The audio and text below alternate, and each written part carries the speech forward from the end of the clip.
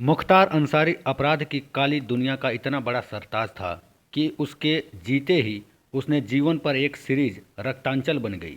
लेकिन यकीन मानिए, इस दुर्दांत माफिया डॉन का जीवन इस सीरीज से कहीं ज़्यादा खौफनाक था। बेहद सम्भ्रांत परिवार में पैदा होने के बावजूद मुख्तार अंसारी ने 15 साल की उम्र में ही क्राइम को अपना महबूब बना लिया था। लोगों पर दबदबा कायम करना और लोगों को सरेआम तकलीफ देने में उसे बहुत सुकून मिलता था। पूर्वी उत्तर प्रदेश में सरकारी ठेके और फिरौती के जरिए अपने रसूख को बढ़ाते बढ़ाते मुख्तार अंसारी ने 36 साल तक अपना दबदबा कायम रखा। लेकिन अंत भी बहुत दर्दनाक होता है। उन पर 65 मामले दर्ज हुए और पिछले कई सालों से कई जेलों के चक्कर काट रहा था। अंत में जेल में ही उसकी मौत हुई और अपराध की एक दुनिया का अंत हो गया। मुख्तार अंसारी का जन्म बेहद ही संभ्रांत परिवार में 1963 में हुआ था। उसके दादा डॉक्टर M.A. अंसारी थे, जो भारतीय राष्ट्रीय कांग्रेस और मुस्लिम लीग दोनों के अध्यक्ष बने। इतने बड़े परिवार में मुख्तार अंसारी का जन्म हुआ, लेकिन 15 साल की उम्र में ही मुख्तार अंसारी ने अपराध की काली दुनिया में दाखिला ले लिया। कानून के साथ उसकी पहली मुठभेड़ तब हुई जब उस पर गाजीपुर के सैदपुर पुलिस स्टेशन में आपराधिक धमकी देने का मामला दर्ज किया गया। इसके अगले 10 सालों तक वह मऊ और आसपास इलाके का कुख्यात अपराधी बन चुका था।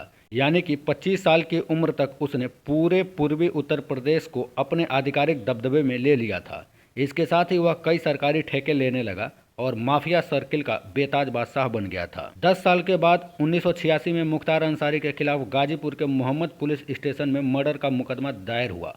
इसके बाद अंसारी इतने तरह के अपराध करने लगा कि इसकी गिनती भी नहीं की जा सकती।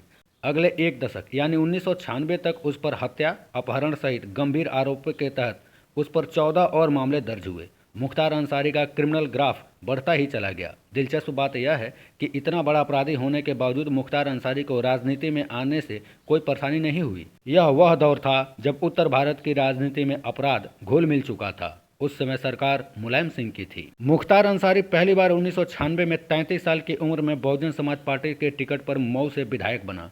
लेकिन इसके बाद 2002 और 2007 में अंसारी निर्दलीय उम्मीदवार के रूप में मऊ से यूपी विधानसभा के लिए चुना गया।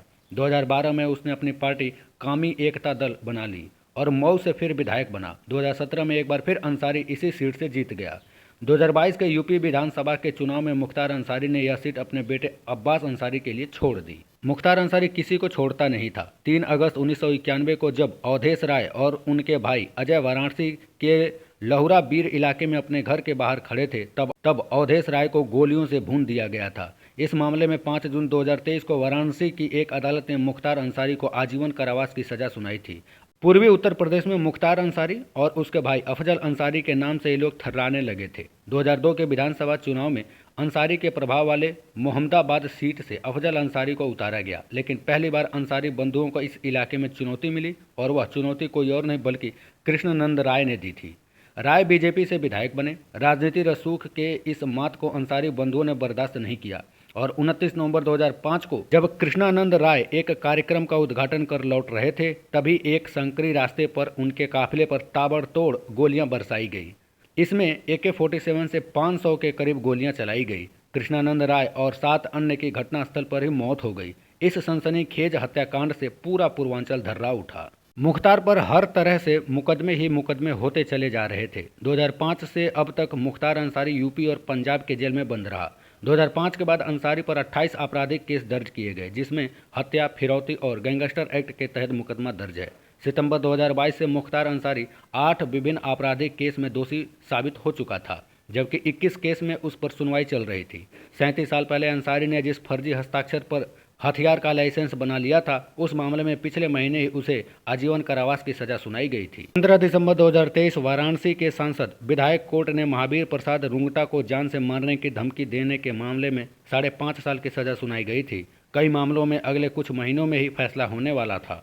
बताया जाता है कि उस जमाने में चंदासी कोयला मंडी में मुख्तार वसूली किया करता था। काफ़ी पैसा वो उस तरह से कमा रहा था। लेकिन कांग्रेस नेता अवधेश राय भी एक दबंग नेता थे। अंसारी के कट्टर दुश्मन ब्रजेश सिंह के भी करीबी थे। उस समय अंसारी और उसकी वसूली के बीच में अवधेश आ चुके थे। अंसारी के जो दूसरे साथी वसूली का काम करते थे, उन्हें भी सभी के सामने अवधेश ने जलील किया और फटकार लगाई थी। ऐसे में दुश्मनी पहले से थी, नाराजगी चरम पर चल रही थी और मौका देखकर मुख्तार अंसारी ने अवधेश राय का काम तमाम कर दिया। उस मामले में अंसारी को उम्र कैद की सजा सुनाई गई थी।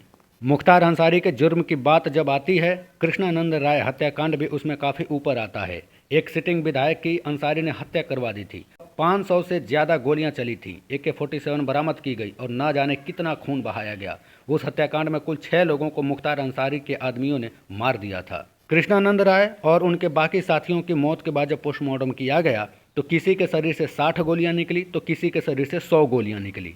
इसके अलावा मन्ना हत्याकांड के गवाह रामचंद्र मौर्य की हत्या, मऊ में ए श्रेणी ठेकेदार मन्ना सिंह हत्याकांड, 1996 में गाजीपुर के SP शंकर जायसवाल पर जानलेवा हमला, 1997 में पूर्वांचल के सबसे बड़े कोयला कारोबारी रुंगटा का अपहरण, ये कुछ ऐसे जुर्म थे जिसके साथ ही मुख्तार अंसारी का नाम जुड़ा हुआ है। जेल में रहते हुए भी उसे सारी सुविधा मिलती थी और अपनी सरकार चलाता था, लेकिन जब से यूपी में योगी सरकार आई तब से उसकी उल्टी गिनती शुरू हो गई और बुरे कर्मों का फल तो बुरा ही होता है। मुख्तार अंसारी को हार्ट अटैक आया और उसकी मौत हो गई।